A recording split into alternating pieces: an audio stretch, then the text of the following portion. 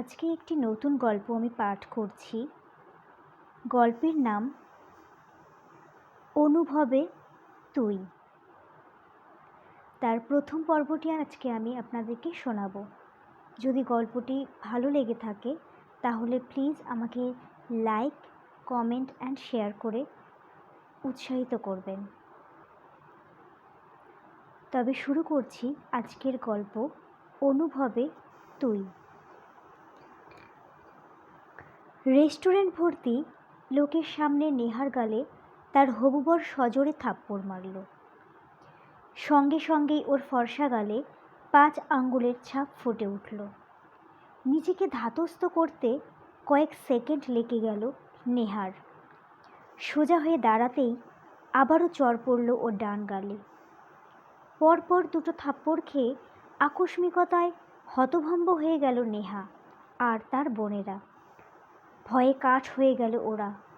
কোন কারণে তার হবু বর সাখাওয়াত এরকম করছে? নিষ্ক্রিয় মস্তিষ্কে সেটার আন্দাজ করতে পারল না নেহা। রেস্টুরেন্টে পরিবার নিয়ে লাঞ্চ করতে আসা সবাই অদ্ভুত চোখে ওদের দেখে যাচ্ছে। কারো ঠোঁটের কোণে হাসি, যেন চড় মারার ঘটনাটায় তারা খুব বেশি মজা পেয়েছে। লজ্জায় অপমানে গা শিরশির করে উঠল নেহার। 2 পায়ে ভর দিয়ে দাঁড়িয়েছিল ঠিক, কিন্তু ওর মনে হচ্ছে অতি শীঘ্রই জ্ঞান হারাবে। পেছনের দিলে কিছুটা হেলে পড়তেই নেহাকে ধরে ফেলল ওর কাজিন রোজা। খুব সাবধানে একটা চেয়ারে বসিয়ে দিল সে নেহাকে। এতক্ষণের পুরো ঘটনাটার চাক্ষুষ প্রত্যক্ষদর্শী ছিল রোজা।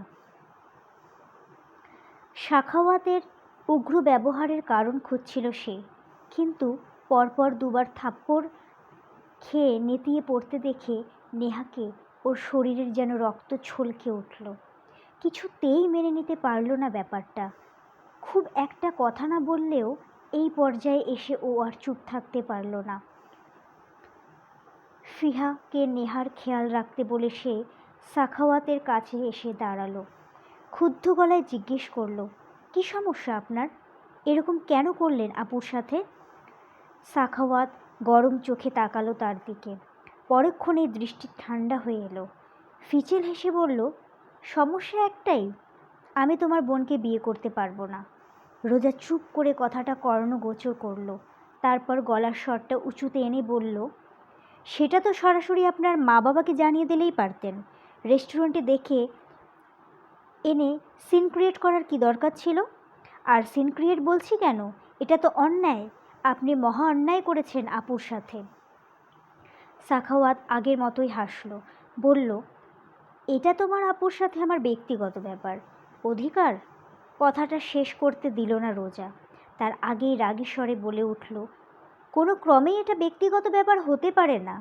আপনার সাথে আমার বোনের এখনো বিয়ে হয়নি যে আপনি তার গায়ে হাত তুলবেন, অপমান করবেন? আর কিসের অধিকার? হবু বর হতে পারেন তাই বলে মাথা কিনে নেননি যে অধিকার বলে জঘন্য ব্যাপারটাকে চালিয়ে দিচ্ছেন। I like you. রোজা বিস্মিত হয়ে গেল, মুখের কথা হারিয়ে গেল। নেহার দিকে এক পলক দৃষ্টি ফেলে তারপর আবার সাখাওয়াতের দিকে তাকালো। ভ্রু উঁচিয়ে জিজ্ঞেস করলো, কী বললেন আপনি? সাখাওয়াতের ঠোঁটে ক্রূর হাসি, বা চোখটা টিপে দিয়ে বলল, বাবা মা তোমার বোনকে পছন্দ আমার জন্য পছন্দ করেছে। জোর করে আজ আবার দেখাও করতে পাঠিয়েছে। আমি বিয়ে করতে চাই না ওকে, ওর সাথে আমার যায় না। দেখেই তো রাগ পেয়ে গেল আমার, আর রাগ হলে নিজেকে কন্ট্রোল করতে পারি না আমি। এই যে এখনও তোমার বোন এখানে আছে, ইচ্ছা করছে আরও থাপ্পড় মেরে বিয়ের শখ ঘুচিয়ে দিই। তবে এখানে এসে তোমার মতো একটা সাহসী স্ট্যান্ডার্ড মেয়েকে দেখে প্রথম দেখাই যে প্রেমে পড়ে যাব, সেটা তো ভাবিনি। I like you and I love you. Roza কাঠ হয়ে দাঁড়িয়ে রইল। এসব কি বলছে লোকটা? সত্যিই কি সে আজ সাহস দেখিয়ে এতগুলো কথা বলে ফেলছে লোকটাকে?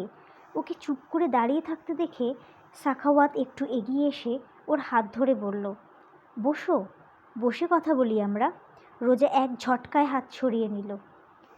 ছাড়িয়ে ব্যগ্র কণ্ঠে সাখাওয়াতের দিকে তাকিয়ে বলল, আপনার সাহস হয় কী করে আমার হাত ধরার?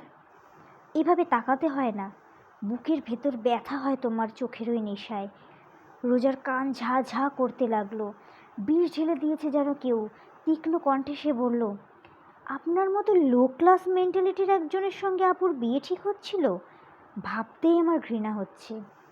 সাখাওয়াত ক্রূর হাসি হেসে বলল, আমার বেড পার্টনার হিসেবে তোমায় দারুণ মানাবে। রোজা বিস্মিত, কুণ্ঠিত, লজ্জিত, হতভম্ব। নেহা আর ফিয়াও সাখাওয়াতের এই কথাটা শুনে অবাক হয়ে গিয়েছে। এত নীচ একটা লোকের সাথে ওর বিয়ের কথাবার্তা চলছে। ভাবতেই বাবার উপর রাগ হলো ওর। মাথার ভেতর তীব্র যন্ত্রণা শুরু হলো। ব্যাগ থেকে ফোনটা বের করে কোনো মতে একটা মেসেজ লিখল সে তার ভাইকে। টেক্সট সেন্ড করে উঠে আসলো নেহা। পরনের শাড়িটা ঠিক করে নিয়ে রোজাকে নিজের কাছে টেনে নিয়ে এলো। রোজার চোখে টলমল পানি। সে কোনোদিন কারো কাছ থেকে এমন জঘন্য কথা শোনেনি। সাখাওয়াত এক চেয়ারে বসে কোল্ড কফি স্ট্রোতে চুমুক দিতে দিতে বলল, তো কি খাবে বলো? আর ভেবে এখনই বলে দাও আমার সাথে কখন মিট করবে তুমি। বিয়ে করতে চাইলেও বলতে পারো, বা অন্য কিছু চাইলেও আমি রাজি। আমি স্ট্রং ম্যান। অনেক সুবিধা পাবে এর জন্য। হতে পারে সেটা টাকা বা সামথিং। নেহা ঘৃণা ভরা কণ্ঠে বলল, ফার্দার আমার বোনকে আপনি এসব কথা বলেছেন তো ভালো হবে না। সাখাওয়াত ব্যঙ্গাত্মক সুরে বলল, ওহ আই সি, তুমি? Like seriously? যে নিজেই আমার হাতের থাপ্পড় খেয়ে ভদ্রমেয়ের মতো হজম করে নিয়েছো, সেই তুমিই আমায় হুমকি দিচ্ছ? নেহা চেঁচিয়ে উঠল, হ্যাঁ দিচ্ছি। আমি এতক্ষণ চুপ ছিলাম কারণ সিন ক্রিয়েট না হয় সেজন্য। ভদ্র পরিবারের মেয়ে তো, রাস্তার কুকুরের মতো তো সব জায়গায় নিজেকে উপস্থাপন করতে পছন্দ করি না।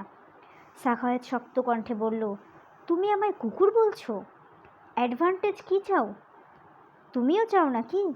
বিজনেসম্যান দেখে লোভে পড়ে গেছো? নেহার রাগ চড়ে উঠলেও সন্তর্পণে তার সামনে নিল। চোখ বুজে শেষলাত্মক হাসি দিয়ে সে বলল, না কুকুর তো তাও ভালো। আপনি নর্দমার কীটের চেয়েও জঘন্য, যেখানে সেখানে কিলবিল করে ওঠেন। লো মেন্টালিটির ক্লাসলেস লোক। সাখাওয়াত রেগে গেল। ইতিমধ্যে রেস্টুরেন্টের অসুস্থ পরিবেশ দেখে অনেকেই তাদের পরিবার নিয়ে উঠে গেছে। তবুও দু চারজন যুবক বসে সাখাওয়াতের রং তামাশা আর রোজাদের অপদস্থ হওয়া দেখছে। কেউ আবার ওদেরকে চোখ দিয়ে গিলে খাচ্ছে। রোজা ব্যাপারটা কোনো ক্রমেই সহ্য করতে পারল না। রেস্টুরেন্টের পরিবেশটা ওর কাছে জঘন্যতম একটা জায়গা বলে মনে হচ্ছে। ম্যানেজার, ওয়েটাররাও কিছু বলছে না। এ পর্যায়ে এসে সাখাওয়াত হিংস্র গলায় বলল, আমি classless? What do you mean? তুমি কি ভাবছো আমার টাকা পয়সা নেই? আমার যথেষ্ট টাকা পয়সা আছে। রোজা এবার চেঁচিয়ে বলল, টাকা পয়সা আছে, তবে মনুষ্যত্ব নেই, যেটা সবচেয়ে দামি জিনিস। সাখাওয়াত রাগে কফির মগটা উপুর করে টেবিলে ফেলে দিল। বসে থাকা দাঁড়িয়ে রোজার দিকে বড় বড় পা ফেলে এগিয়ে গেল। রোজা ভরকে দুপা পিছিয়ে গেল। নেহা আর ফিহা ভয় পেয়ে গেল।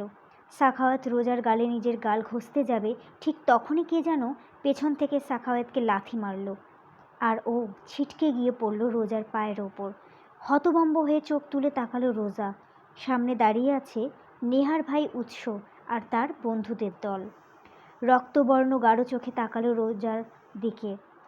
অতঃপর নেহার উদ্দেশ্যে বলল, তোরা তিনজন গাড়িতে গিয়ে বস। এই অজাত কুজাতের ক্লাস আমি নেব। উৎসের চার বন্ধুও সমস্বরে বলে উঠল, তোরা যা নেহা, এর দেখা নেব আমরা। রোজা তখন নড়ল না জায়গা থেকে। উৎস বিরক্তি নিয়ে ওর হাত ধরে টেনে নিয়ে যেতে যেতে বলল, কী সমস্যা তোর? বলছি না গাড়িতে গিয়ে বস, শুনছিস না কেন? নাকি এক থাপ্পড় মারব? রোজা এবার ছলছল কণ্ঠে বলল, এ এ এই লোকটা আমাকে ওর জঘন্য হাতে ছুঁয়েছে। ও ও ভালো লোক নয়। উৎস ওর অবস্থাটা বুঝতে পেরে গালে হাত রাখল। কণ্ঠে নম্রতা এনে বলল, দরকার হলে ওর হাত কেটে নেব আমি, তুই কাঁদিস না। প্লিজ গাড়িতে গিয়ে বস, ড্রাইভার চাচা পৌঁছে দেবে তোদের। উৎস ফিহা আর নেহাকে গমগমে গলায় আদেশ করলো রোজাকে নিয়ে গাড়িতে গিয়ে বসতে। রোজা ওর হাত চেপে ধরে বলল, ও উনি বলছেন আমার সাথে রাত রাত কাটাতে চান? নেহা আপুকেও থাপ্পড় মেরেছেন। লোকটা জঘন্য ভাইয়া, প্রচণ্ড জঘন্য। কথাটা শুনেই মাথায় আগুন ধরে গেল উৎসর। রোজাকে ঠেলে গাড়িতে উঠিয়ে দিল নেহাদের সাথে। শেষ বিকেলের মরা আলোয় উৎস অনিমেষ চাহনি মেলে ওদের চলে যাওয়া দেখল। শূন্য দৃষ্টিতে তাকিয়ে রইল সেদিকে। ক্ষুব্ধ কণ্ঠে বলল, হারমিটার এত শক্ত ওর বেড পার্টনার বানানোর? হারামিটার ওই সেই শখ যদি ঘুচিয়ে না দিই তবে আমি উৎস না। উৎসের আদেশে ওর 4 বন্ধু আসফি, ইমাদ, মাহিদ, রেনন মিলে রেস্টুরেন্ট থেকেই তুলে এনেছে সাখাওয়াতকে। নিয়ে আসা হয় রেনন ইমাদদের ফ্ল্যাটে, আর রেস্টুরেন্টের ম্যানেজারকে আচ্ছা মতো ধোলাই দিয়ে এসেছে কেন তারা প্রতিবাদ করেনি তাই। সাখাওয়াত এই ঘটনায় খানিকটা ঘাবড়ে গেল। ওকে বসিয়ে রাখা হয়েছে ফ্লোরে। উৎস হাত মুখ ধুয়ে এসে একটা চেয়ার টেনে বসে পড়ল সাখাওয়াতের সামনে। আঁতকে উঠল সাখাওয়াত। নেহা রোজাদের সামনে নিজেকে যতটা স্মার্ট দেখাচ্ছিল সেটা ফুরুত করেই উবে গেল। উৎস ওর গাল খামচে ধরে চিৎকার করে বলল, কি বলেছিলি তুই? আমার বোনদেরকে তুই বেড পার্টনার বানাতে চাস? তোর এত বড় স্পর্ধা! তোর মতো কুত্তাকে তো গুলি করে মারা উচিত আমার, কিন্তু না, সেটা করব না। তোর মতো বেজন্মা কুত্তাদের মেরে হাত নষ্ট করতে চাই না। তোকে কি শাস্তি দেওয়া যায় বলতো? ইমাদার রেনন বলল, শালার বেশি কুরকুরানি না, দিয়া দে বুকুরে পার একটা ঘুষি, সব কুরকুরানি বাইর হইয়া যাইব। উৎস হিংস্র কণ্ঠে বলল, ঠিক বলেছিস, তবে ঘুষিটা মুখে নয় আর বুকেও নয়, ওর মেইন পার্টে যাবে। কিরে নর্দমার কিট, ওটা না থাকলে কি করবি এবার? সাখাওয়াত দস্তুর মতো জমে গেল। ভয়ার্ত কণ্ঠে আমতা আমতা করে বলল, "উম, উম, মানে মানে নমস্কার। দ্বিতীয় পর্ব নিয়ে আসবো আবার আমি। গল্প পাঠে আমি প্রিয়া। আমাকে লাইক, কমেন্ট, শেয়ার করে উৎসাহিত করবেন। ধন্যবাদ।